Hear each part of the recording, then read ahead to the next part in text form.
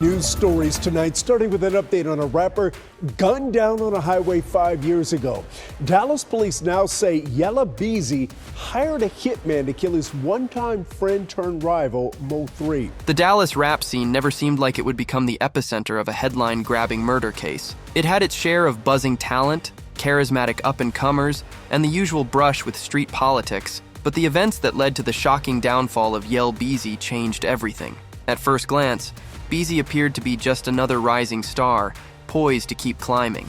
Yet behind the viral hits and flashy Instagram posts, a darker story was unfolding, one where jealousy, old street grudges, and a tragic ambush collided in the most devastating way. The ultimate casualty was Mo3, a fiercely talented rapper who carried the hopes of countless Dallas fans. And after years of unanswered questions, the official accusation of capital murder against Beezy finally shook the city to its core.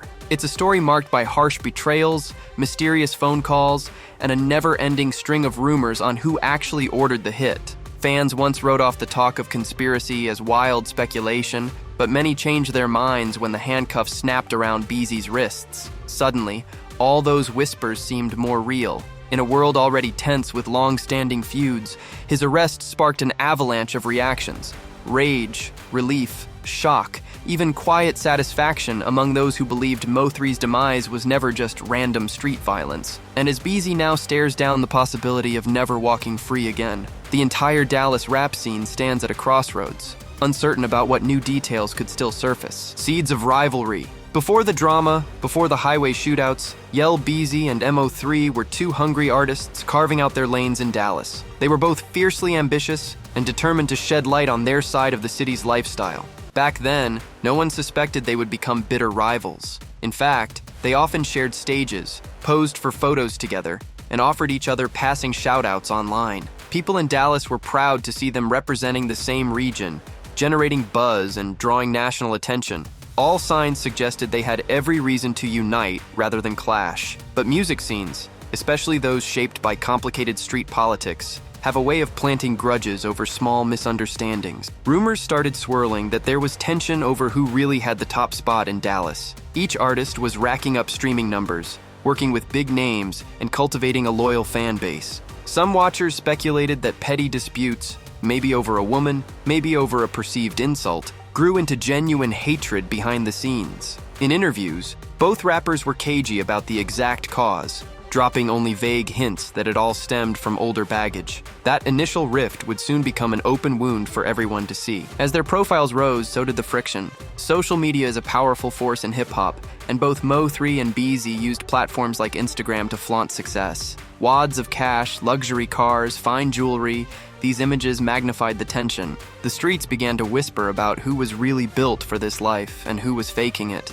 People close to each rapper started jumping into the conversation, adding comedic taunts, savage insults, and live stream challenges. When Roy Lee, a local comedian and friend of Mo3, used his public platforms to troll Beezy's crew, it felt amusing at first. Nobody expected jokes to spark real violence. Soon, however, those stinging wisecracks escalated into a personal vendetta. Allegations surfaced that Roy Lee got into an altercation involving Beezy, leading to threats of a one-on-one fight that never truly materialized. Observers wondered if, somewhere in the background, lines were being drawn. On one side, Beezy and the people who'd do anything for him, and on the other side, Mo3 with his own loyal network. The comedic jabs gradually turned into dangerous confrontations, leaving the Dallas rap community uneasy about how far these tensions could go.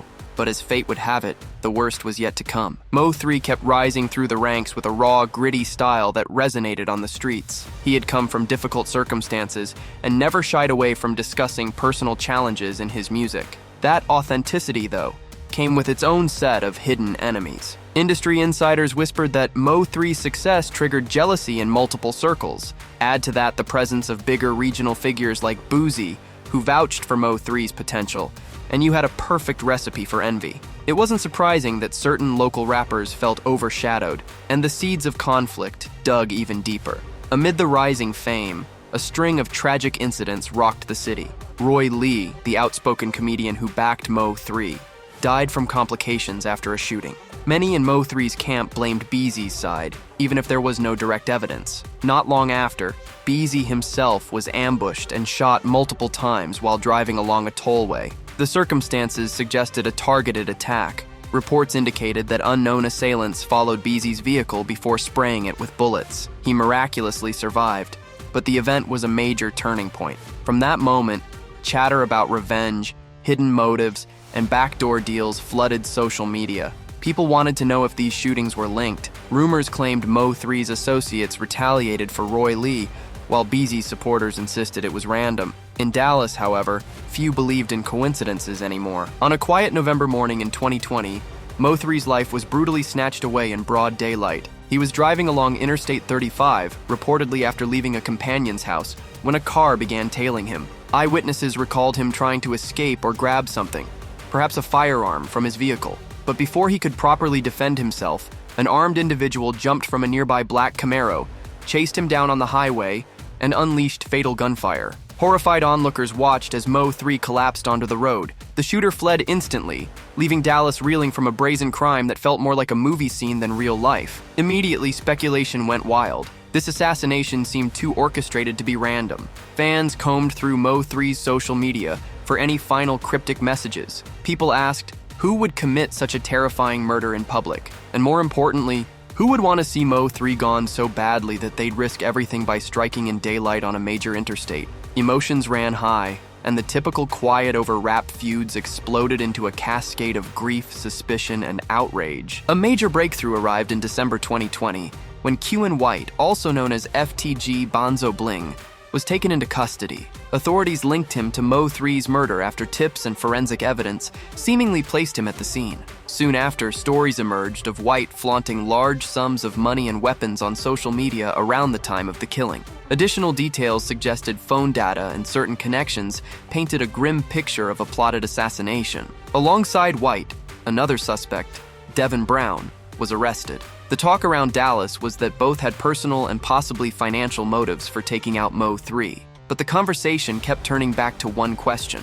Were they working for someone else? And if so, who? Online investigators, fans, and bloggers dissected every snippet of gossip, fueling theories that a higher-level figure had orchestrated the murder. Beezy's name often took center stage in these debates. Photos surfaced that allegedly showed White and Beezy together, sparking more accusations. And though Beezy's supporters argued that being in a photo didn't imply guilt, many felt a sinister aura around the entire scenario.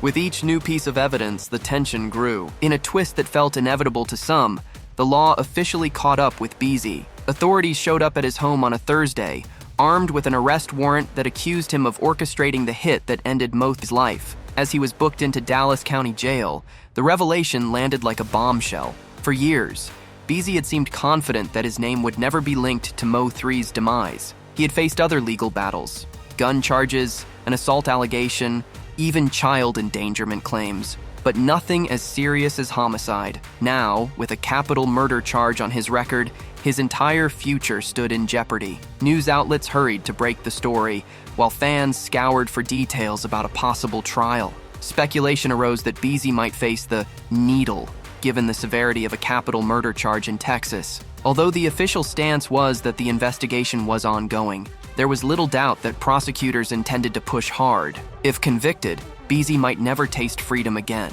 While some believed this was justice long overdue, others wondered if it was merely part of a more complex power play. Social media lit up with posts from those who insisted he was innocent, claiming the system was scapegoating him for a high-profile crime. But Mo3's supporters saw it differently, viewing the arrest as confirmation of what they had suspected from the beginning. The shockwaves reached well beyond Dallas. Across the broader hip-hop landscape, talk of Beezy's indictment rekindled conversations about the ongoing cycle of violence that has claimed multiple rising artists. People from other cities, already grieving over their own local rap tragedies, empathized with Mo3's community. The conversation inevitably turned to the root causes of such feuds: envy, unchecked anger, and a thirst for dominance that can spiral dangerously out of control. Mo3's family, especially his mother, publicly expressed relief. They felt some measure of closure, even though the pain of losing him could never be undone. Meanwhile, Beezy's fans maintained that he had been unfairly labeled for years,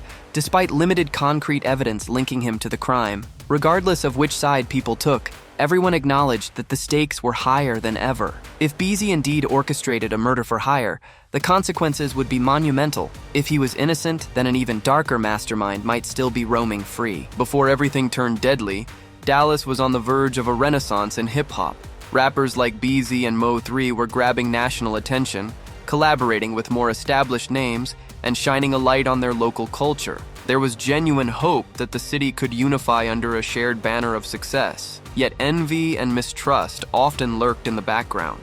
Mo3 liked to say his real-life stories made him a target. He felt that peers who once smiled to his face carried hidden grudges. Beezy, on the other hand, built a brand around swagger and defiance. His early interviews showed a confident man ready to call out anyone who challenged him. Tensions really began to bubble over when Mo3 gained a powerful cosign from Beezy, who saw in him a reflection of the gritty hustle Beezy had championed throughout his own career. This sudden surge in attention put Mo3's name on a bigger stage, boosting his streaming numbers and attracting lucrative offers. For Beezy, who was also making moves, it was a sign that Mo3 was no longer just an underground competitor. He had become a genuine threat, someone who might overshadow Beezy's own star. Dallas insiders say that jealousy, especially in tightly knit urban communities, can turn deadly faster than outsiders realize. It wasn't just Beezy and Mo3 trading barbs, their circles were also embroiled in the feud. Trap Boy Freddy, a mutual acquaintance turned staunch Beezy ally, openly mocked Mo3 after his passing, posting messages that many found cold and celebratory. Meanwhile, Mo3's side posted emotional tributes to fallen friends like comedian Roy Lee, laying the blame squarely on Beezy's doorstep. When Beezy narrowly escaped death in his own highway shooting incident, people rushed to connect the dots, suggesting it was direct retaliation for Roy Lee or some other prior offense. In the midst of the chaos, interviews with both Beezy and Mo3 gave glimpses of how personal the animosity had become. At times, they downplayed it as mere rap friction, but their actions told a different story. Mo3 was barred from certain events that Beezy attended, leading him to accuse Beezy of using law enforcement to keep him out. Beezy ridiculed the claim, calling Mo3 desperate for attention. From that point, no one was really hiding the enmity. It was obvious that each regarded the other as an obstacle to success. When Mo3 was killed, speculation about Beezy's role spread like wildfire.